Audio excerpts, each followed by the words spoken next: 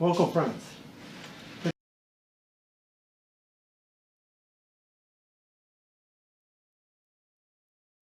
Today's topic is true morality. The Untitled Theosophy DC area will have an abbreviated program in August. We will be closed next Sunday and the following Sunday, August 4 and 11. There will be a roundtable meeting and discussions starting at 11 a.m. August 18 and August 25. On September 1, we will start our fall program with a presentation at 11 a.m. on why freedom matters, followed at 12:30 p.m. with a continuation of our roundtable readings and discussions of the Bhagavad Gita and notes. All are welcome here at the Washington, D.C. United Lodge of Theosophists, 4865A Cordell Avenue, Bethesda, Maryland, as we continue our work to keep the link unbroken, which is very important to humanity, whether or not they are aware of this fact. We follow the declaration of the United Lodge of Theosophists, which is printed on the back of our program. The policy of this lodge is independent devotion to the cause of Theosophy without professing attachment to any theosophical organization. It is loyal to the great founders of the theosophical movement, but does not concern itself with dissensions or differences of individual opinion. The work it has on hand and the end it keeps in view are too absorbing and too lofty to leave it the time or inclination to take part in side issues. That work and that end is the dissemination of the fundamental principles of the philosophy of Theosophy and the exemplification in practice of those principles through a truer realization of the self, a profounder conviction of universal brotherhood. It holds up the unassailable basis for union among Theosophists, wherever and however situated, is similarity of aim, purpose, and teaching, and therefore has neither constitution, bylaws, nor officers, the sole bond between its associates being that basis. And it aims to disseminate this idea among Theosophists in the furtherance of unity. It regards as Theosophists all who are engaged in the true service of humanity, without distinction of race, creed, sex, condition, or organization, and it welcomes to its association all those who are in accord with its declared purposes and who desire to fit themselves by study and otherwise to be the better able to help and teach others. The true Theosophist belongs to no cult or sect, yet belongs to each and all. We're going to have a reading, and then we're going to have our talk on true morality. Today's reading comes from the Dhammapada. Its title is The World. Do not follow the law of evil. Do not live heedlessly. Do not follow the false doctrine. Do not befriend the ways of the worldly. Be watchful. Be not heedless. Follow the law of virtue. Do not follow the law of sin. The virtues live happily in this world now and also in the hereafter. Look upon the world as a bubble. Look upon it as a mirage. Death looks not at him who looks upon the world thus. Come, look at this world. It is like a painted, ornate royal chariot. The foolish are sunk in it. The discerning are not glamoured by it. He who was heedless, but who now is restrained and reflective, is like the moon, freed from a cloud. He brightens the world. He who by his good deeds transforms his evil acts is like the moon, when freed from a cloud. This world is wrapped in darkness. Only a few can see here. Only a few birds escape the net. Only a few escape into the heavenly light. The swans take the path of the sun because of their supernormal powers. So do the wise. Having conquered Mara and his hosts, they leave the world. There is no evil the man will not do who violates the good law, who speaks falsely, who scoffs at the existence of another world. Verily, the niggardly do not know heavenly bounty. Fools do not appreciate generosity, but the wise, rejoicing in charity, enjoy that world. To enter Sopati, to enter the Sotapati, the stream is better than world sovereignty, is better than going to heaven, is better than lordship over many worlds. And now today's talk, True Morality.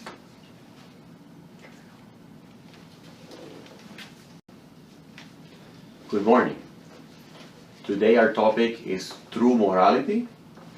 True morality is not a thing of words or phrases or modes of actions of any kind, nor is its basis to be found in the many kinds of ideas of morality in the world, which vary as to time and place. What is moral at one time is immoral at another. What is immoral in one place is moral in another.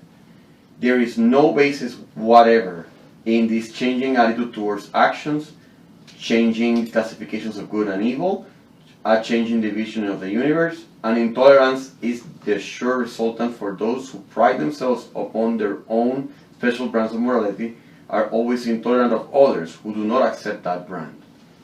True morality rests in an understanding and in a realization of man's own spiritual nature, from which it most of necessity flows, irrespective of all kinds of conventions. We need to know our own inner natures in order to know what is, in truth, morality. The conventions of external life are established merely by a consensus of opinion of the beings living at any one time and in any one place. They are not necessarily based on truth, and certainly not on a perception of the whole truth. Now, the best interests of all are not served, as we may see, by the ideas that are generally held. The world is in a tremendously evil and selfish state. We can evidence that in light of recent controversies around the world pertaining to politics and leaders and revolts. With all our prevailing ideas of progress, of morality, and of religion, it is not anywhere nearly so happy a place as it was perhaps a century or two ago. It is not nearly so good a place for human beings to live in it as it was in the more innocent and less complex civilizations of the older nations in the past. There is evidently something wrong with the ideas that we hold. If we find it impossible to deny the fact that instead of the world getting better and instead of life becoming more simple, the world is growing worse and life is becoming more and more complex, we should not find ourselves in the present condition if our ideas, religions, and moral flow from the underlying basic ideas of all religions, philosophies, and systems of thought. The basis of understanding of life accepted by the majority of Western people has been a revealed religion and a personal God who revealed that religion. From this basis have sprung all our wrong conceptions. Hence the great stress laid on physical existence. In fact, one might say that the generality of human thinking is centered entirely on physical existence. The question has not been asked, how is it that I am born at this time under such conditions, in these people, and not at some previous or future time when the world might be better? The question has not been asked, why are we here at all? Nor have we asked, what is the pre-existing cause that brought us into this relation? Was it at the whim or caprice of a special being? Or was it under the operation of an indwelling, inherent law within ourselves. If we are here with our present qualities, surrounded by difficulties, not because of anything we ourselves have done, but because of the whim or caprice of some being, then we must regard ourselves as absolutely irresponsible for anything whatever. If we were so created, there is nothing that can undo that creation, and we must suffer the consequences. The consequences for which we did not set in the motion. The true ideas of the ancient philosophy relieve us of two misconceptions. One, the idea that there is a revengeful God who punishes us for the things that we are unable to prevent ourselves from doing. And second, the idea of a devil to whom we are consigned if we do not follow the lines that some people have laid down for us. A knowledge of the philosophy enables us to understand that there never was any creation in the sense of making something out of nothing, but that everything, every being of every kind has evolved and is still evolving. The beings show us are evolving to our state, where the beings now evolved so far beyond us, sometime in the distant past went through a similar stage. All beings are what they are through evolution from within outwards, that evolution proceeding under the law. Law is operative everywhere and upon every being, because the law is not something separate from him. It is not separate from the inner spiritual man. Law is the law of man's own actions. So as we act along these lines that affect others for good or for evil, we necessarily receive the returns from those good or evil effects which we cause others to experience. Each individual is the operator of the law. According to his actions, he gets the reactions. According to his sowing, does he reap. In place then of the idea of a revengeful God, we had the ideas of absolute justice and the individual responsibility. If from the point of view of law, we ask ourselves what pre-existing causes brought us into these situations, we can see that what now is must have been brought about by ourselves. What is now is similar to what was. At once, the idea is presented to our minds that this is not the first time, by many times, we have been in a body, that reincarnation is the process by which human beings mean to learn all the lessons to be gained in physical life among our fellow men, except through repeated incarnations. We come then to another place of our being, for we see that there is in us something that is continuous in its operation, something which was never born and never dies. If it continues from one life to another, through many lives and for many lives, there must be a permanency in us, which no change of condition or body or circumstance can alter for a single instant. As we thus think in terms of ages, rather than in the days of one short life, we begin to get a glimpse of that reality which lies within us. We open the door so that those internal, real, more permanent perceptions can find operation in our daily waking thoughts. For every single human being has sprung from the one great source, is inanimated by that, is in fact that at the very root of his being. That root is his power of perception and of action. It is spiritual and permanent. That power of perception and of action exists in everyone. In the direction of that perception and action rests in each one. Each one has the power to take the course which to him seems best, but in taking the course he sows, and must also reap as was the nature of his sowing. Every being in the universe of law is experiencing as he is because of his own thoughts, words, and deeds. Every circumstance, every mishapen day, every evil that comes to us, as well as every good, is due to thought, word, or deed of ours in the past. In each incarnation, we find friends as well as enemies. So our minds are set at rest with regard to either God or devil. Each one of us represents both the spirit, the highest divine nature, and also the very lowest, the infernal nature.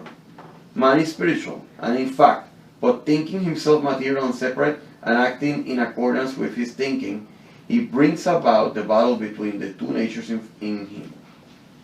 The great mistake of religionists in our age has been the classification of good and evil. There is nothing good in itself. There is nothing evil in itself. It is the use to which anything is put that makes it good or makes it evil. How can we draw a fine line between good and bad in every case? Good and evil are judged by the effects that flow from the action done. But what might seem bad in one case might in fact be the highest good. And what might seem good in one other case might in fact lead to the greatest evil. Just a hair's line divides the divine from the satanic. And that hairline consists not in this or in that mode of conduct, but in the clearly presented motive or intention of the one who acts. A good motive can never produce an altogether evil results, and yet a good motive is not enough. We may also have the best motive in the world, but if we have not also knowledge and wisdom, we may unintentionally do a wrong thing when we intended to do good, and sometimes we may do a good thing when we intend to do evil. Thus, true morality may seem not to lie in the act itself, but in the motive, and depends on the knowledge and intelligence of the being acting. The lines of true morality may go anywhere, but this is not meant that we do evil, that good may come. How could we do evil if our perception is good, if our knowledge is clear, if our motive is unquestioned and without self-interest? No imaginable evil could flow under such conditions, which are of the nature of the spirit. The widest range of intelligence and wisdom are required to make it possible for no evil effects to flow, even if good is intended. Wisdom is always required because of the very nature and essence of our being is wisdom itself. The object of wisdom and that which is to be obtained by wisdom. There is nothing higher than the essence of our being, and we may consistently gain it by first setting aside all our ideas that conflict with it, and then acting from the basis of our spiritual nature, proceeding on the basis of the absolute unerring law. Once these ideas are held in mind, or the exclusion of all other separate ideas, unity of spirit, unity of thought, and unity of action take place.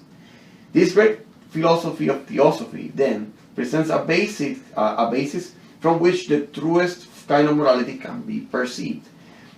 True morality does not depend upon words, phrases, or conventions, but upon an universal perception of all things, whereby everything is done for good, every thought and feeling expended for the benefit of others, rather than one's self. A clear perception of one's own spiritual nature, and the motive to benefit mankind in every direction and in every case, without self-interest, are the two essentials for true morality.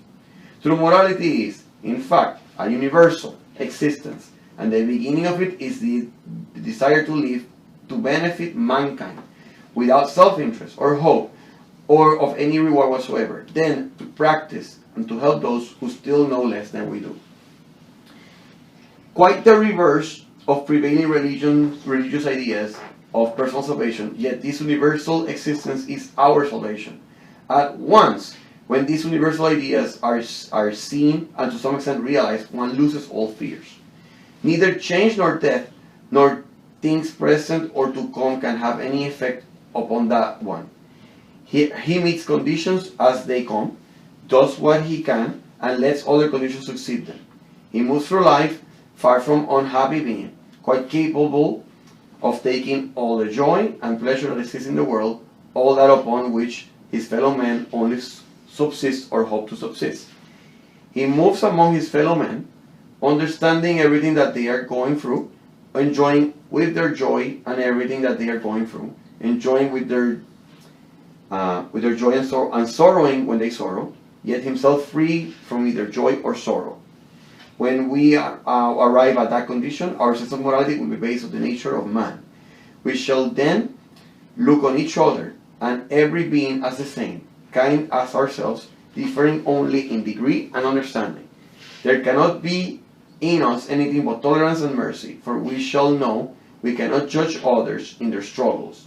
We cannot say that there is good in this case, bad in that. We shall understand that goodness and badness are entirely relative in men, while they perceive the reality not at all.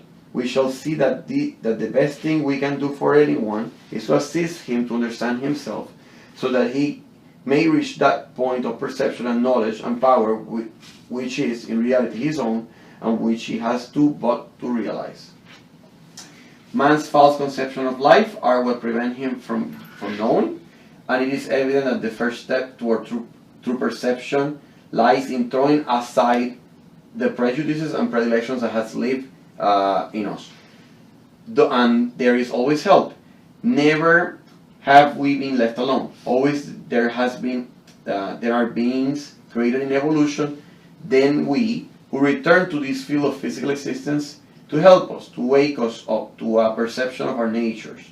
Such has been the mission of all divine incarnations down the ages. Those beings have come and lived among us, have become in all things like unto us, and as was said of Jesus, that the human words they spoke should be words that we could understand. They meet us on the basis of our ideas and try to clarify them and set them in a true course. They can do nothing to stop what we have done and what we want to do. They cannot interfere, but they can help us see the right direction if we're so willed. They can give help only when we turn to that direction, which they indicate that path which they might themselves followed so many ages ago. Always they try to help us, even when proceeding along wrong lines and bringing upon ourselves the suffering such wrong lines entail, even when they try to direct the results into a better channel. They hold back the awful karma that would shake the world and let it come so gradually that we can stand and bear it. That is part of the protective power of the spiritual nature, and it operates in every direction. Then it is for us to say, which way shall we go? We are not the creatures of circumstance. We are not the creatures of environment. We are their creators.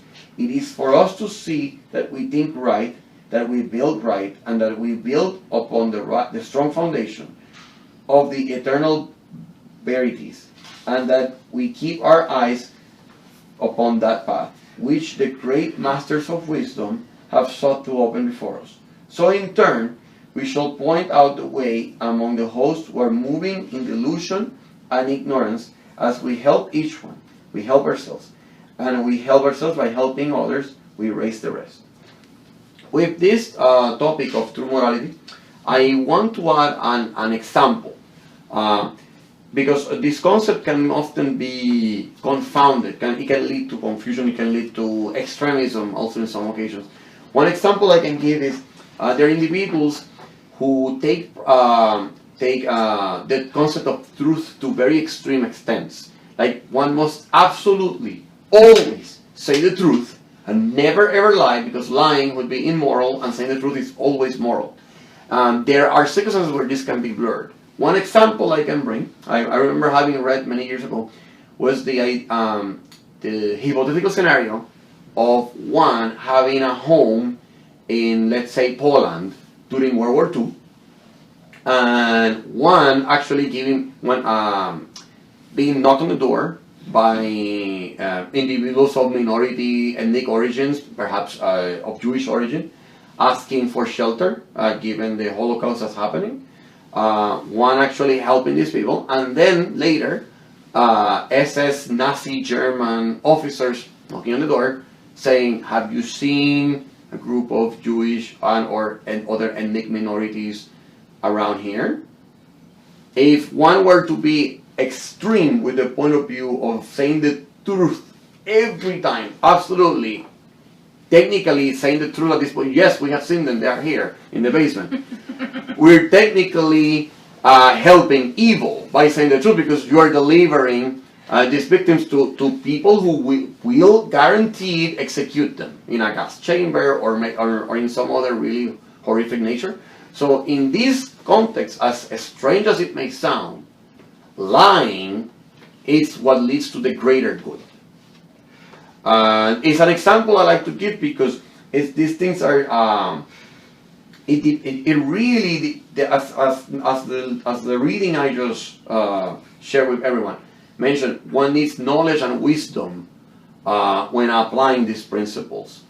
It can't be merely robotic or static. Every circumstance requires fluidity and wisdom and our heart, our intuition to tell us how to approach, how to act in order to avoid being complices with that. On this topic, I can mention when that war ended, it was not many SS officers were saying we were just doing our jobs, and to some extent they are right, because the laws at that time were changed so that those horrific things happen. But just because the laws suggested that does not make it right or moral. It was immoral, the Holocaust and everything that happened back then. And likewise, that requires that's why we have ethic codes in many professions to safeguard the life and well-being of individuals. I can share here some 4 years ago, a situation happened where an investigation called the Hoffman Report was conducted because some mental health a specific mental health professional organization was cooperating with torture, with designing torture interrogation methods, and the ethics code of that profession involved in mental health was altered, and thank goodness it's being now fixed, so they can no longer promote torture.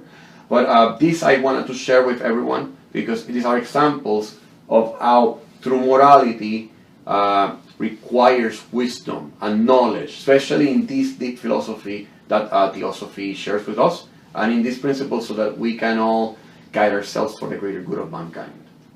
With this, I'm going to leave the podium to my colleague who will now share expand further on with us this topic of true morality.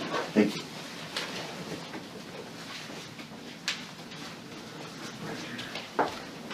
Thank you. I will try at the end to summarize what was said in a very, very simple words, because the topic is actually quite simple. And by definition, the topic is true morality. And that implies that there is a morality and there is a true morality. So there is some morality that must not be true. So we're going to examine both what is morality and what is true morality and what is the difference, looking into very, very basic theosophical concepts and terms. So that's morality, and that's true morality.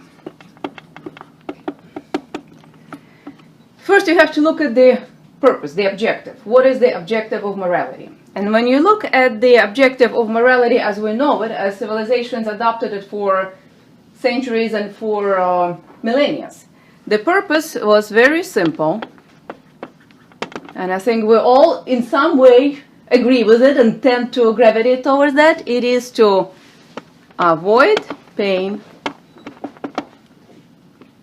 and pursue happiness. So it is very basic to all living beings. It's avoiding pain and it's pursuing happiness. And the rules of morality should guide individual against the pain and towards happiness. Now this is the purpose in simple terms. Now where the morality or the rules of morality are originating in the conventional sense of morality. Basically, who. So this is why and this is who. The rules and terms of morality were set through religious institutions, various religions. We're not going to name one. They all, in a way, when examined, are very, very similar. And they basically point to the attainment of happiness and avoidance of pain would lead to punishment and reward. So the morality is defined by receiving punishment if you are not acting according to the rules of morality, or reward if you are acting according to the rules of morality. And I'll read a passage that's very, very telling. This is from the Morality and Pantheism. It says, "The ultimate sanction of morality, as it's known, is derived from a desire for the attainment of happiness and escape from misery. But schools differ in the estimate of happiness. Exoteric religions base their morality on the hope of reward and fear of punishment at the hands of the omnipotent ruler of the universe, by following the rules he has at his pleasure laid down for the obedience of his helpless subjects." So this, by definition, makes people into helpless subjects. Subjects that are imposed some rules that they should pursue to avoid pain and be happy. A very simplistic view. And when you look at the concept of karma, karma can also be interpreted as a reward of punishment, when in reality it is not. Karma is, and this is probably one of the most beautiful definitions I read, karma is more or less spiritual development. As simple as that. So when there's some negative karma, or there are some situations that we are not in favor of, that we call pain, it may be just more spiritual development. It is the possibility and opportunities that we're having.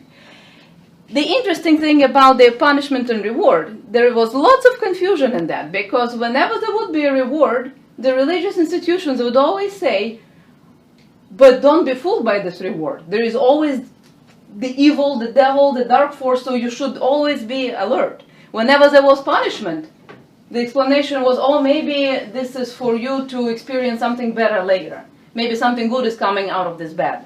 So it created really a twisted logic of good and bad and reward and punishment, when actually any karma, any situation, be it viewed as positive or negative, is just more or less spiritual development. So in a way we should welcome more spiritual development and karma that it's not that easy.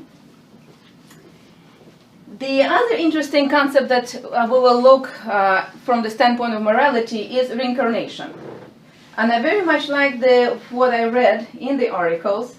Basically it says, reincarnation, each human soul, through power of choice, made itself what it is. And when we look at the morality, each person, each one among us, each one we meet, basically embodies the morality they had through many, many rebirths. This is the quintessential essence of their morality. If someone is not happy with this and that, and not happy with their own state, that's their way of morality they have been pursuing and living throughout their lifetimes. We are the morality, or embodiment of this, and this is what this body in this life basically represents. So the who is someone else imposing morality in a conventional terms of morality. Now, at the end, what morality becomes is just set of rules that the previous speaker so well described, that are very, very adaptable to situation.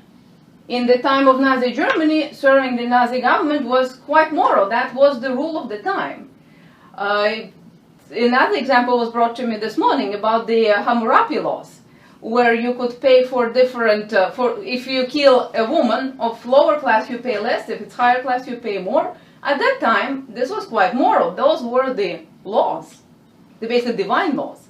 So this set of morals can be very much adapted to the circumstances, to the governing principles of the state, to the religious institutions. They are set in the matter. They're set in our rules, how we govern ourselves as people. Now we will go to the true morality, and the definition and difference that will be very clear once we discuss it. The purpose of true morality is to unifying of self with all selves. And what is very different from avoiding pain and pursuing happiness. This seems so petty afterwards. So it's unify self with all selves.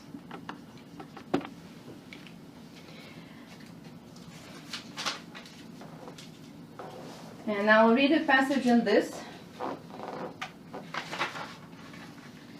The system of morality is a clear perception of the unity of the one energy operating in the manifested cosmos. The grand result, which it is incessantly striving to produce, and the affinity of the mortal human spirit and its latent powers with that energy, and its capacity to cooperate with the one life in achieving its mighty object.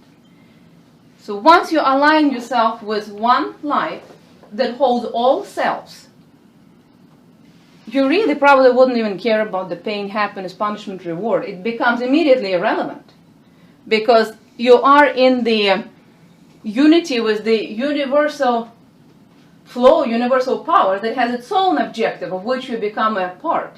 So whatever it takes, you are flowing with that unity and with that universal flow of the cosmos, as it so well was said here. And you cannot be one with all unless all your acts, thoughts, and feelings synchronize with the onward march of nature. What is meant by the Brahmanjani being beyond the reach of karma can be fully realized only by a man who has found out his exact position in harmony with the one life in nature. That man sees how a Brahmanjani can act only in unison with nature and never in discord with it. To use the phraseology of ancient writers on occultism, is a real co-worker with nature.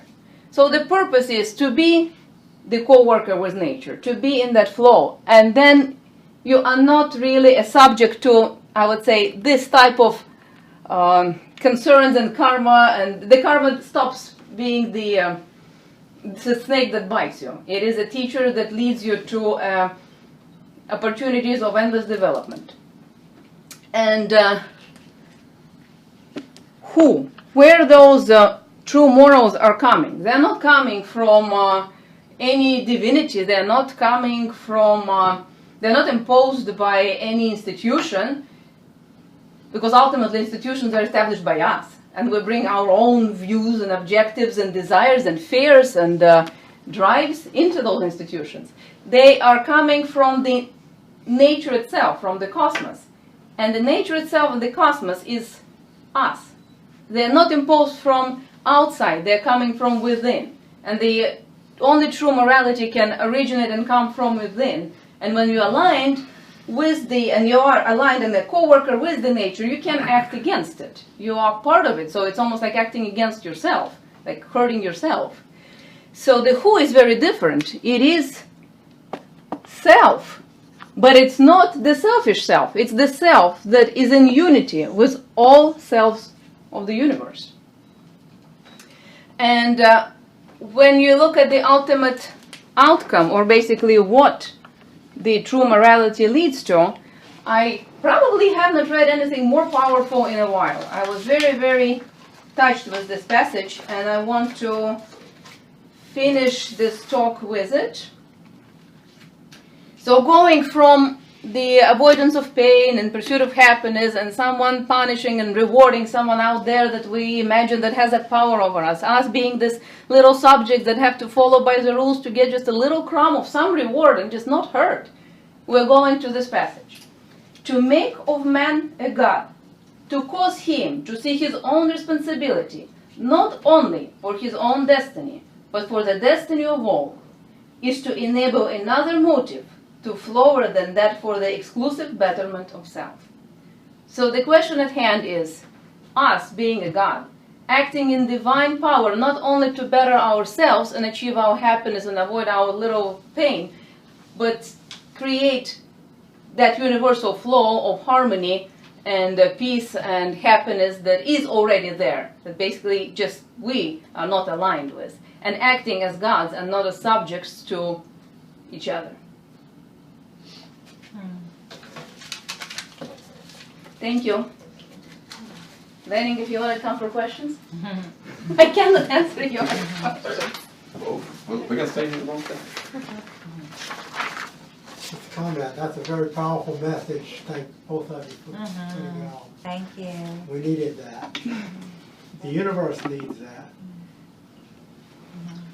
So in your explanation, you're referring to the self, which is in the writings referred to as the higher self, meaning that unity, because we're all part of one another. But there are people around us who have never heard it, and they live on the frivolous or surface definition of these terms.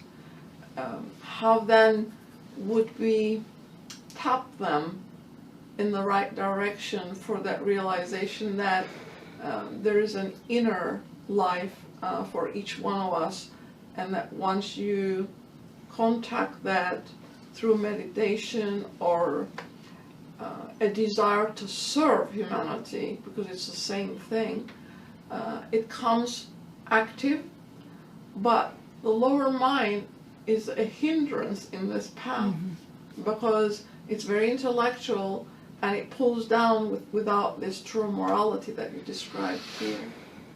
So how would we help them? The biggest hindrance, as was mentioned, is the lower mind. And lower mind is basically feeding on one energy. The energy that is basically second powerful energy to love. Second, not first. That energy is energy of fear. And it's the fear that is basically driving and is the oil of the lower mind that feeds this whole system. And it is not really possible to get somebody out of fear if they are in that state. The best way, in the view of this student, is to live your life without fear and embed that energy and that vibration in yourself, that others can see that it's possible to live without fear, it's possible to live from the higher mind and in the unity, and it will promote what they're seeking so bad, what all of us are seeking in a way so bad, the happiness, but happiness that is fearless. Because a happiness with fear will never be a happiness. So somehow this question brought me to the topic of fear. Well, if I may follow, fear actually is the partner of ignorance. If you don't know, then you are fearful of it because you don't know the basics of it. But when you look around, a lot of our policies are actually based on scaring people and promoting fear in them so that they go along with the policymakers' ideology. Would you agree with that? Very true. A question to the first speaker. You mentioned that the many religions, organized religions, have a concept of life that may be wrong, and that is a hindrance to knowing, to wisdom. Were you referring to the one life theory, or what were you referring to? From the readings, I would my interpretation, which is I believe it had to do with getting too stuck into interpretations that are very how can I say, developed by that in its essence they carry the culture of the times on which they were developed. In many religions, some traditions, like for instance in Christianism, in the Bible, if we read it at the time, marriage, a man could marry two women. That was how morality was in those times, and that was completely fine. Obviously, the law is completely different nowadays. My interpretation was that alluded to that in many religions there are precepts of morality that are highly influenced by the time they were written. That's what my interpretation of that. But you said that that set of rules is written by someone. So according to the understanding of the person who actually wrote the law, it doesn't mean that it is true or real. It was, according to that person's ideology, real. Yes. So since the prophets or the wise ones who come to show us the way do not leave a single sentence in writing, the people who write it is doing the writing according to their own understanding, and I think they demoralize, diminish, and change the philosophy that was brought originally. You're saying that the message is somewhat, some parts of the message are lost in the translation, because even if it's in the same language, the writers are transcribing what they understood from these prophets. No, but they didn't listen to it. It was written after 3-4 centuries, for instance, the Christian religion, if we refer to it. So the originals are not written down. Buddha himself never ever wrote anything. But the difference is that the culture that came about after Buddha, everything he said at that time was repeated by many wise ones before they ever wrote anything down. That never occurred in the Christian religion. It was the camouflaging of the old religions from which it was borrowed that caused this problem for us today, if you look at it. Makes sense, yeah. Oleg had a... Yeah, there's a law of necessity, as I see it, which reflects what the universe requires, right now, at this very moment, right? And the laws and the rules of humanity try to reflect over time how they perceive that necessity, what is necessary at that time, that culture, so they reflect that sense of necessity, law of necessity in the set of rules and morals, which, but because the necessity evolves, the universe evolves, nature evolves, necessarily what was necessary 2,000 or 5,000 years ago may no longer be necessary today. So those rules and those morals are irrelevant or outdated, right? So when we talk about true morality, it seems that we talk about the reflection, the true reflection of the law of necessity, which is the universal law of nature, and that the higher necessity comes from that, absolute oneness, which has its necessity, right, and which we need to align with. So the petty little necessities and needs, which were described in the first column, right? So I think that they would need to be, taken over by the higher needs, higher necessities, and hence higher morals. Okay, so the example which was provided of the Nazis knocking at the door and the Polish host, not telling the truth. That was example of him giving a necessary answer, and that was a true answer. It was not a moral answer in the culture of maybe of that place. That it was not absolute truth in the strict sense, but actually it was absolute truth, because the absolute truth reflects the absolute necessity, and the absolute necessity was to save those people, which is the truth. Could not agree more. Yeah, two things come to mind. First is the outside God idea, which is, according to the philosophy you guys are presenting today, doesn't exist. The God is within, and you can't look to an outside God. You've got to look within yourself. Okay. And the second thing is that all of these laws are typically, written by man in the interpretation, and we, in our current state of development, are very selfish, and we have to overcome those two things. Right? Forget about this idea of an outside God. We are responsible for all our own actions, and the second is we have to act in a universal way and not in a selfish way.